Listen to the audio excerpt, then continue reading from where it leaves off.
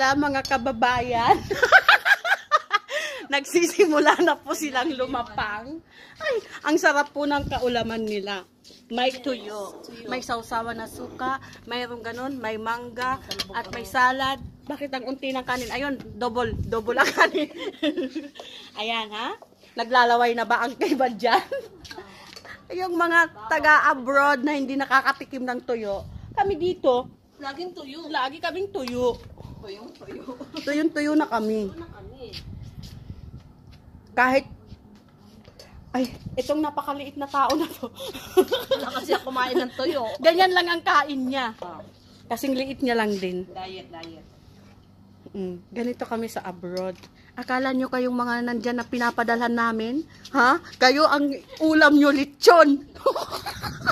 Kami, tuyo. Biglang nanumbat. Makita ng anak ko to. Ba? Mama. Hindi ka kasali. Kasi, sa ngayon, magtutuyo muna kami. Ganito kami, oh. Tuyo lang, oh. Tuyo lang talaga kami, oh. Kawawa naman kami. Oh, yan lang ang ulam namin. Kaya huwag kayong hingi ng hingi dyan. Yung mga kamag-anak namin dyan na nagme-message sa Facebook, shout out sa inyo. Nangungumusta kayo. Kala nyo mapera kami. Ayan, oh. For evidence only. Tuyo ang ulam namin, mga kababayan. Hindi pa kami yumayaman dito. Mayabang pala.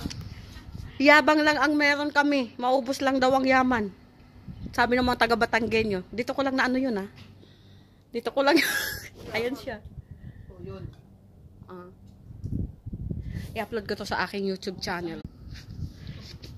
Ayun nga sila. Kumakain pa nga sila. Kulang pa ba yung video na yun, YouTube? Ano ba yan? Ito. Hindi. Oo, kailangan pa ng isa pa.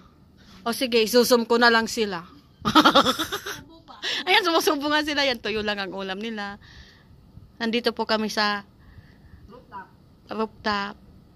Nasa mga ano to, mga OFW. Mga mayayaman to sa Pinas, kala nyo lang ha.